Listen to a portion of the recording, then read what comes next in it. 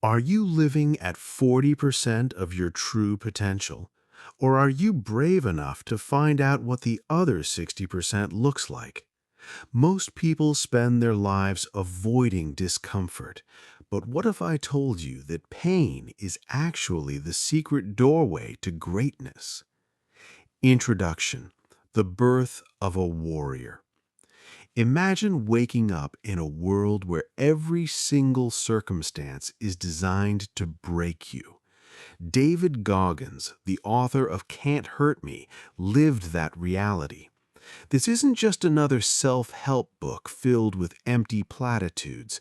It is a raw, visceral account of how a man who was once the weakest human being on the planet transformed himself into a legend. Goggins is the only man to complete Navy SEAL training, Army Ranger School, and Air Force Tactical Air Controller training. He has broken world records and finished dozens of ultramarathons, but his greatest victory was winning the war inside his own mind. Today, we are breaking down his life's work to show you how to become uncommon among the uncommon. Chapter 1: I Should Have Been a Statistic. Born into a household defined by terror, David faced a father whose primary language was violence.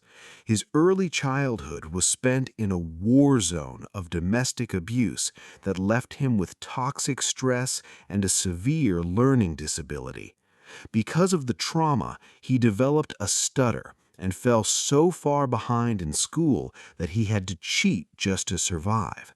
By the time he reached his teens, he was living in a small town in Indiana where racism was a daily obstacle. Every sign pointed him to becoming a failure, another statistic in the cycle of poverty and abuse. But Goggins eventually realized that his bad hand wasn't a death sentence. It was the fuel he needed to ignite his fire. Chapter 2: The Accountability Mirror. After failing out of the Air Force and ballooning to nearly 300 pounds, Goggins reached his breaking point while working a night shift spraying for cockroaches. He saw a documentary about the Navy SEALs and felt a spark of desire, but he knew he wasn't that man yet. Standing in front of his bathroom mirror, he did something radical. He shaved his head and started speaking the brutal truth to the reflection. He didn't use soft, affirming language. He called himself fat, lazy, and a liar. This became the accountability mirror. He started taping Post-it notes with his goals, small ones at first, like shave every day or run 1 mile, directly onto the glass. He realized that if he couldn't be honest with the man in the mirror, he would never be able to change his life. Chapter 3: The Impossible Task. To even be considered for the Navy SEALs, Goggins had to lose over 100 pounds in less than 3 months. This period of his life was a masterclass in suffering. He would wake up at 4:30 a.m., ride a stationary bike for 2 hours, swim for 2 hours, and then hit the gym, all while eating a meager diet of chicken and broccoli. His body screamed for him to stop, but he learned to ignore the governor in his brain. By the time he walked into the recruiter's office, he had transformed his physical frame through sheer force of will, proving that the human body can adapt to almost anything if the mind refuses to quit. Chapter 4: Taking Souls. During the infamous Hell Week of Navy SEAL training, Goggins discovered a psychological weapon he calls taking souls. When the instructors were trying their hardest to break the candidates through cold, sleep deprivation, and physical torture, Goggins decided to work even harder. He and his boat crew started singing and laughing while carrying their heavy rubber boats. By showing the instructors that their torture was actually making him stronger, he took their souls. He shifted the power dynamic and made his tormentors doubt their own ability to break him. In your own life, taking souls means outworking everyone else to the point where your presence alone makes the competition uncomfortable. Chapter 5. Armored Mind. Building an armored mind is about callousing your brain, just like a laborer calluses hands. Goggins argues that we live in a society that is obsessed with comfort, but comfort makes us soft. To prepare for the inevitable hardships of life, you must intentionally seek out things that suck. Whether it's taking a cold shower, running in the rain, or studying when you're exhausted, these small acts of discipline build a layer of mental armor. The goal is to reach a state where no external comment, failure, or physical pain can penetrate your resolve. Chapter 6. It's not about a trophy. Most people work hard until they reach a certain milestone and then they stop. Goggins believes that the finish line is a myth. Even after he became a Navy SEAL, he didn't coast on his reputation. He sought out the most difficult challenges he could find, including the Badwater 135, a 135-mile race through Death Valley. He realized that the reward isn't the trophy or the recognition. The reward is the person you become in the process of pursuing the impossible. True greatness requires you to be a permanent beta, always looking for ways to improve and never being satisfied with yesterday's victories. Chapter 7. The 40% Rule. This is the philosophical heartbeat of the book. Goggins explains that when your mind tells you that you are absolutely finished, that you cannot take another step or do another rep, you are actually only at 40% of your capacity. The brain is a survival mechanism.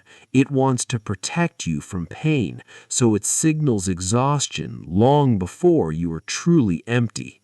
To access the other 60%, you have to learn to talk back to your brain.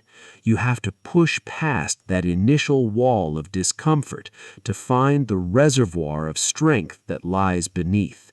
This is where the elite separate themselves from the average. Chapter 8. Talent Not Required. We often use talent as an excuse for why we're not successful. Goggins demonstrates this by showing that his achievements were the result of obsession, not natural ability. He wasn't a natural runner. He had to learn how to run 100 miles on broken feet. He wasn't a natural student. He had to spend 10 hours in the library to pass his exams. Work ethic is the great equalizer. If you are willing to stay in the lab longer than anyone else, you can surpass those who were born with more talent but less drive. Chapter 9. Uncommon Among Uncommon. Becoming a SEAL makes you uncommon, but Goggins wanted to be uncommon among the uncommon. He noticed that even in elite units, people eventually get comfortable. They stop training as hard and start living off their past glory. To avoid this trap, you must constantly reinvent yourself. Goggins went on to attend Ranger School and Delta Force selection, always looking for the next hardest thing. In your career or personal life, don't let your current success become your ceiling. Stay hungry, stay humble, and keep looking for the next mountain to climb. Chapter 10. The Cookie Jar. When you are at your lowest point, when you are cold, tired, and ready to quit, you need a source of fuel. Goggins calls this the cookie jar. The cookies inside are memories of your past victories, specifically the times you suffered and refused to give up. When he was running a 100-mile race with broken bones in his feet, he reached into his mental cookie jar. He remembered surviving his father, surviving Hell Week, and losing 100 pounds. These memories reminded him of who he was, a man who doesn't quit. Reach into your own jar whenever life tries to break you. Chapter 11. The Empowerment of Failure. Failure isn't the end. It's an after-action report. Goggins failed his pull-up record multiple times and was forced to restart Navy SEAL training 3 times due to injuries. Instead of sulking, he performed a brutal audit of his failures. He looked at what he did wrong, adjusted his strategy, and went back at it with more intensity. Failure provides the data you need to eventually succeed. If you aren't failing, you aren't pushing hard enough. Conclusion: your new standard. The life of David Goggins proves that there are no limits, only the ones we choose to accept. Can't Hurt Me is a call to action to stop being a spectator in your own life.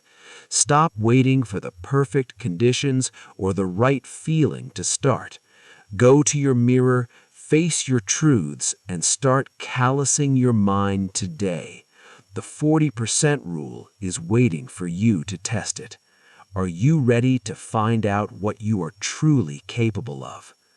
If you want more high-impact strategies from the world's greatest thinkers, hit that subscribe button and turn on the bell. Share this video with one person who needs to hear this message today. It might be the spark they need to get off the couch. Don't forget to like the video if you're ready to master your 40%.